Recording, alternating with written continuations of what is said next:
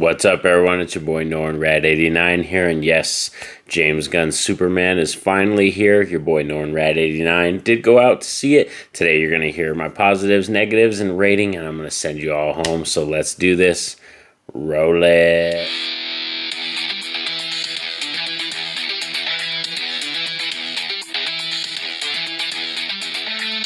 So I went to see James Gunn's new Superman, the 2025 version, with my wife last night, and then I went to work. I also kind of marinated on it, really thinking about it.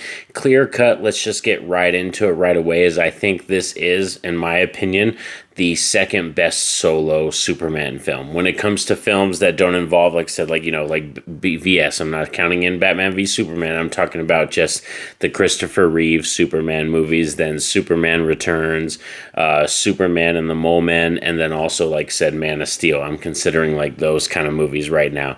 And for me, this is clear cut the second best live action Superman film that we've ever gotten, and I'm going to get into more details and more positives, but we also might talk some spoilers.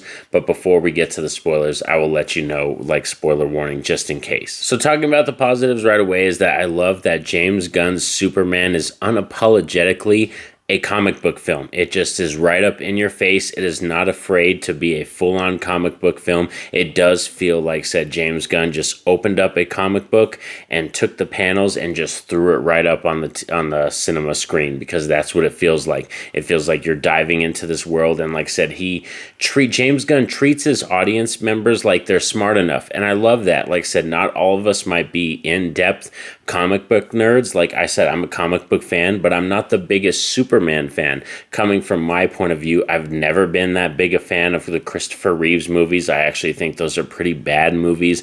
I wasn't really into Superman until we got Man of Steel with Henry Cavill, and before that, it was always just, animated versions or comic book versions of Superman that I got attached to. And like I said, or even the television show from way back in the day. I don't know if you all will remember that, but Superman, when he used to have the black background and the red S and everything, and those were old school cartoons. I used to have VHS tapes of those. So that's kind of my Superman. And what I love about this one is that it does envelop that old school theme and nature, and the way that, Superman is when he kind of relishes in the hope of humans and the nature of humans, thinking that we're all good and trusting us. That is exactly the kind of Superman that David Corenswet portrays on screen. So I think the portrayals and the actors and actresses, I think they do a great job. Like Rachel Brosnahan as Lois Lane, fantastic. I think, like I said, David Corenswet knocks it out of the park. Lex Luthor, this might be my second favorite version of Lex Luthor. I love the way Nicholas Hoult portrays it, because Nicholas Hoult kind of accompanies all the different versions of Lex Luthor into one and kind of makes it his own a little bit. So that's why I loved it a lot. And also side characters.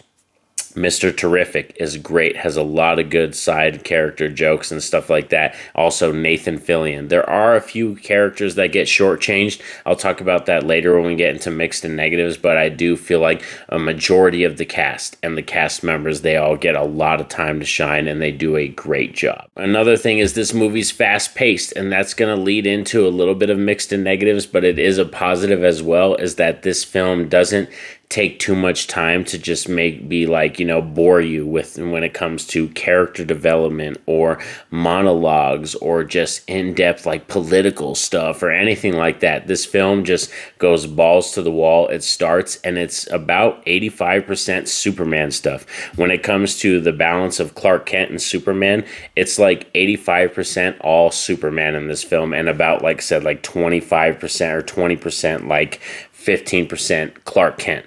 Like, that's literally it. I think we only get full-on maybe 2 full-on scenes with actual Clark Kent. The majority of the film is just Superman driven in terms of the story. I also loved our fight sequences, and also Krypto. I love the introduction of Krypto and having him in the movie, and it fits the tone of the film, because like I said, this is unapologetically a comic book film. It's got kaijus in it. It's got, like I said, flying dogs. We got metahumans. We got, people who are morphed with nanobites. Like there's all kinds of stuff, and you just, like I said, you accept it because this is a comic book film. And I love that James Gunn doesn't try to root this into our normal worlds, or this is our Earth, or anything like that. He doesn't try to adhere to the rules of nature in our world. It is literally, we are watching Metropolis from the comics put on screen, and like I said, involving Superman and many other characters and stuff like that.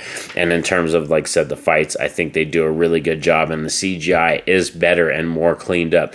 Because if you did watch some of the trailers, and I did rewatch the trailers after seeing the movie, some of the trailers did not have finished special effects, and you can tell they looked very wonky, they looked very AI heavy, and in terms of when you see it on screen at the theaters, it definitely does look more polished and more improved. And one key thing that is kind of a mix, like I said, the pace of the film, I love the fact that it's fast-paced. It doesn't really quit. It keeps you interested the entire film, but I do feel like this is a film that needed more time to breathe, and we could have had more time with the characters and the story, and just had it, like I said, left it with more time to breathe in certain slow moments. Because I'm patient. I don't mind that. So I feel like we could have had about 10 or 12 minutes added to this film to give it a chance to breathe when it comes to character moments, and also like Clark Kent moments with his parents, or moments with Lois Lane or other characters in the Justice Gang, all that kind of stuff. So I think this film could have had more time on it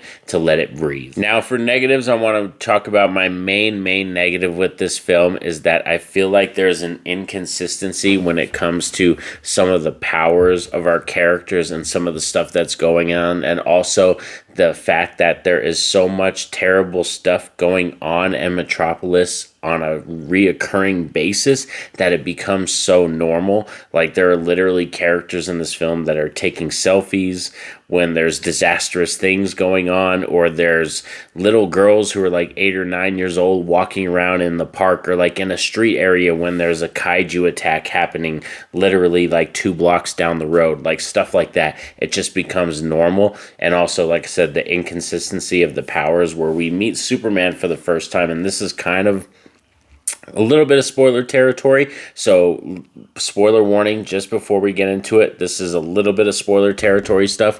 When it comes to Superman, when we first meet him in the movie, we meet him after a battle when he's apparently been defeated, and he's bleeding, and he has cracked ribs and a ruptured spleen, and he's bleeding internally and stuff like that.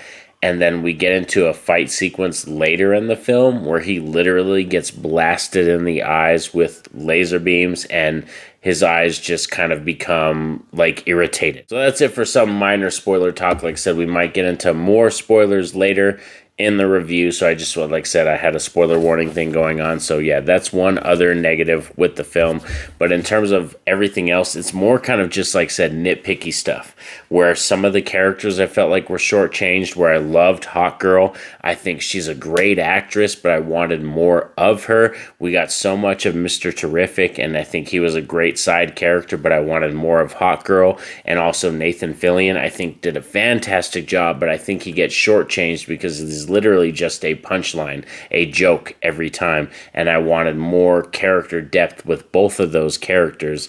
But I think we're going to get them later, like in future films. We're going to get more character depth stuff with them in the future films, so I definitely think James Gunn is going to do them justice.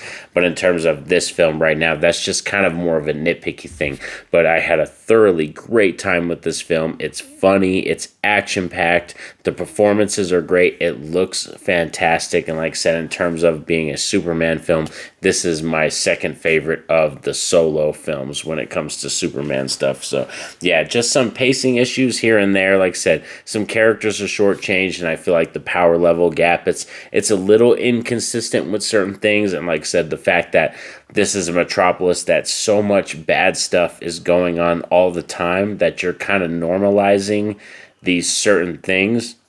And also when we get to fight sequences, which I think they're done really good and the CGI looks great, but there's certain fight sequences that happen in the third act where there's so much going on screen at the same time that you kind of don't know where to look at. But these are just my thoughts and my opinions on James Gunn's Superman, the latest Superman entry in the franchise. For me, this one's going to get an 8.5 out of 10, one of my favorite films that I've seen so far this year, and a great theater experience, and one I highly recommend you all go out to go out to check out in theaters, because it is a theater experience type movie. Now we're going to talk a little bit of spoilers when it comes to spoilers and stuff like that, where I think for sure when it comes to this film, there are two other things I wanted to talk about when it came to, one as a negative and one as a positive, but I couldn't really talk in depth about this, is that I think the switch of having the parents of Kal-El be kind of more conquerors and wanting Superman to go there and conquer Earth. I don't know how I feel about that. I'm a little like, did we need that? I don't understand that. But then again, it does make sense when you get to the third act of the movie for James Gunn's film. Like, so when you get to the third act and you see him ask for, videos of his parents, and instead it's his parents on Earth. You know what I mean? It's Ma and Pa Kent on Kansas and the farm, you know what I mean? Videos of them instead of his original parents from Krypton. So it does make sense for the James Gunn film. I just don't know how I feel about the change right now. And also one thing that is kind of almost like a side cameo I thought was fantastic, but an intro to our Supergirl. I loved it. Like, that was the moment, like the Supergirl cameo, that moment. I was like this with my wife, like nudging her, trying not to hurt her, but like with my elbow, I was like, here, look, check it out. Like, once he said cousin and I'm babysitting Crypto, I fucking ate that shit up. And I'm so excited because I feel like James Gunn's take of Supergirl is going to be even better than this Superman film.